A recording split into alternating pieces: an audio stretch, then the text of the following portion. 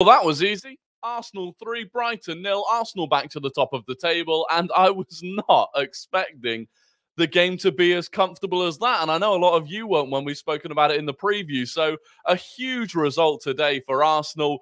If you're a City or a Liverpool fan watching that, I think that's scary. I think it is scary to watch that.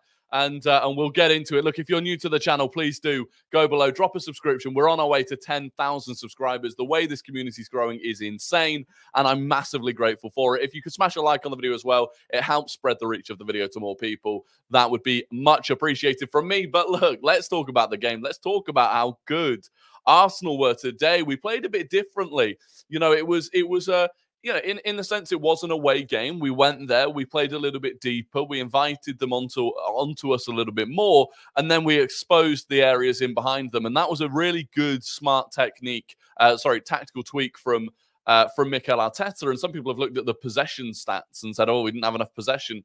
You don't always have to dominate possession to win games of football, and I think we proved that today. The first 10 minutes, I'd say it took us a little bit of it took the first 10 minutes for us to get going a little bit, but after that, there was 5 minutes between the 10th and the 15th where we had 3 chances that we probably should have put away.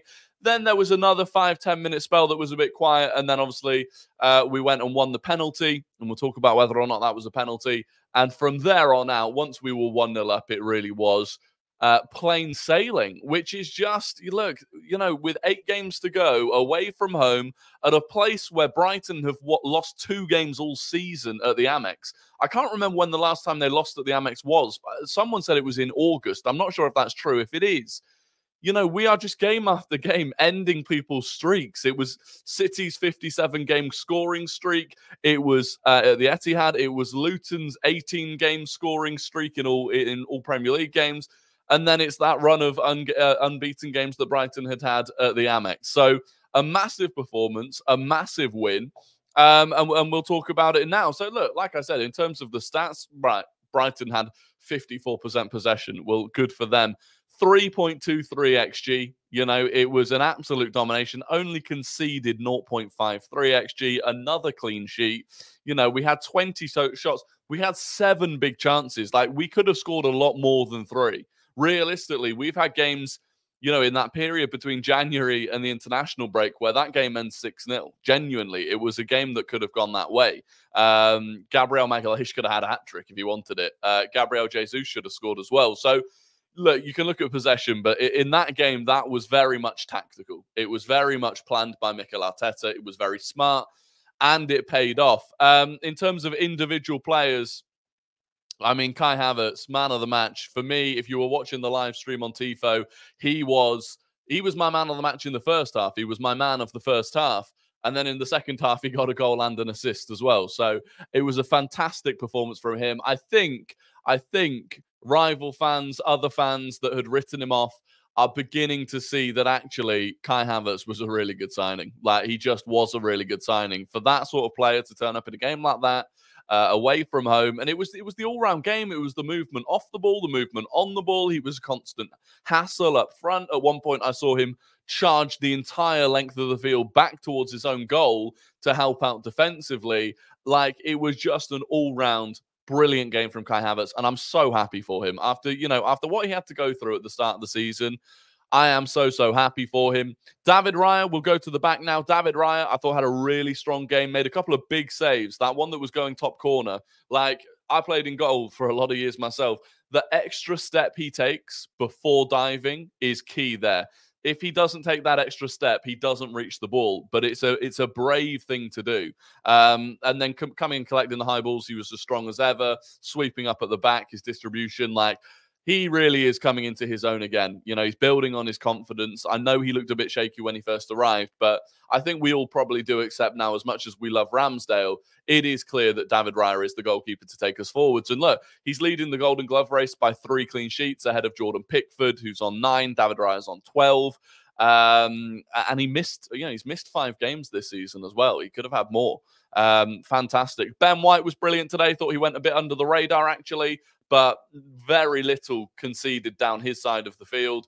And offensively, I thought he was quite good. Saliba was solid. Don't know how he got booked. The booking for Saliba was egregious, to say the least.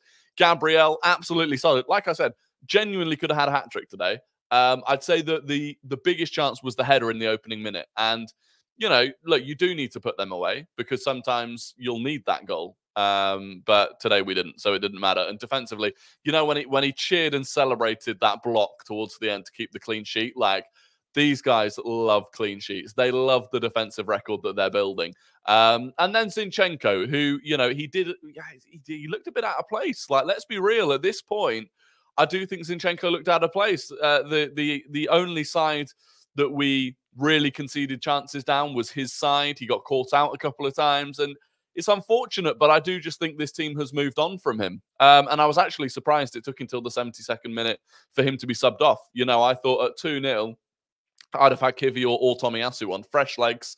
Eventually, Tomiyasu did come on, and I would very much expect Jakub Kivior or Tomiyasu to start against Bayern Munich. I'd be very surprised, especially given Zinchenko has now started back-to-back games.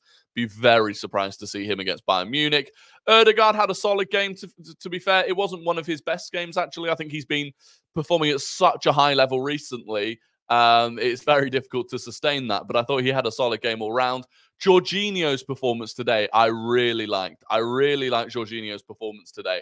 In the first half, he pinged that ball over to Kai Havertz. I think that ended up with Kai Havertz chipping it towards the back post where Jesus should have scored, but that was a really nice ball. I think, you know, he's definitely above Rice in terms of his ability to do that. That's kind of, it's what Partey offers as well, but Jorginho's a master of it. And then the assist, you know, he's nearly getting a nosebleed that far up the field, but it was actually the run that he made with the ball was really composed. He took that extra step before finding the pass to Havertz, which was high quality. So loved his performance today. And when he plays alongside Declan Rice, it just feels like we've got a lot of control over that midfield. You know, he is an experienced head. And then Declan Rice was just, you know, the standard Declan Rice warrior midfield, dominated the battles. And it's just everything we need from Declan Rice. And at this stage of the season, you know, this is what we need. I think they said this was the same game last season was West Ham away, where we went 2-0 up and then it kind of fell apart. And speaking of West Ham away last year, Bukayo Saka stepped up to take a penalty in an away game in the title race towards the end of the season. He missed it last year. He put it away this year. And he buried it, absolutely buried it.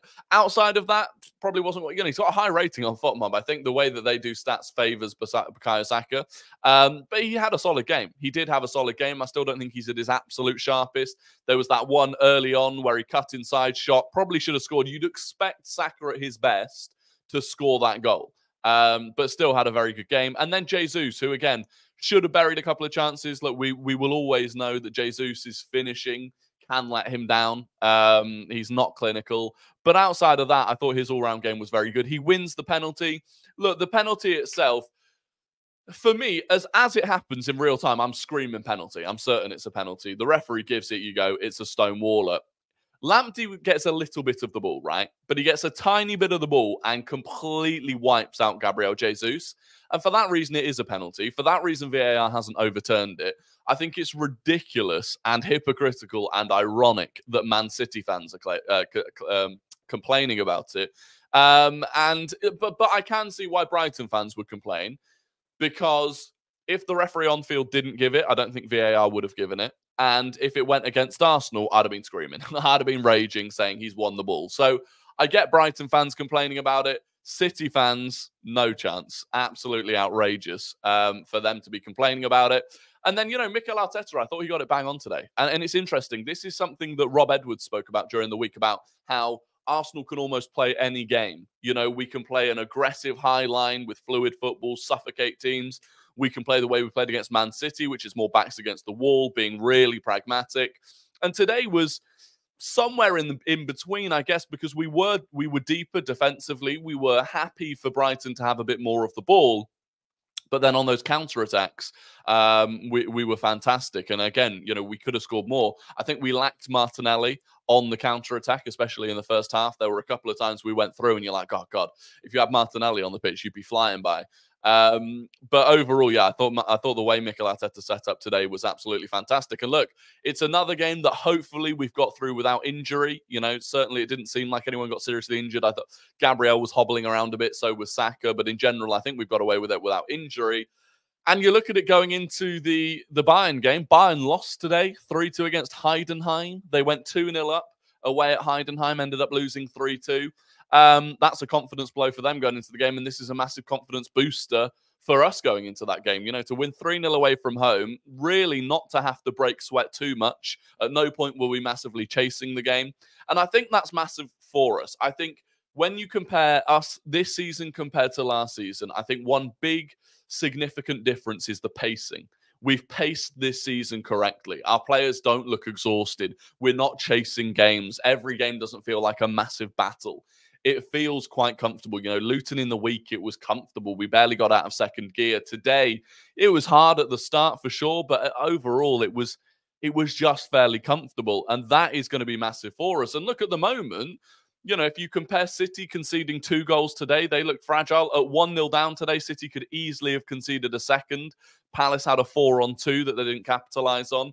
You know, I do genuinely think we're by far the best team out of the 3 at the moment. You know, since the turn of 2024, that's 11 Premier League games, 10 wins and a draw at the Etihad.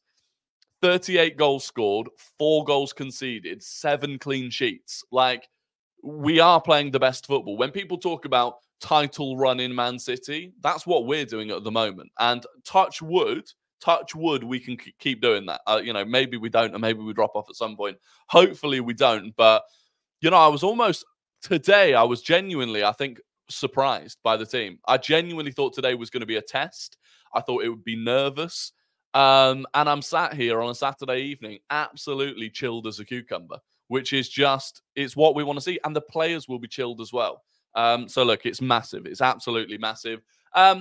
If you've enjoyed the video, please do subscribe. We're on our way to 10K. Please smash a like on it as well.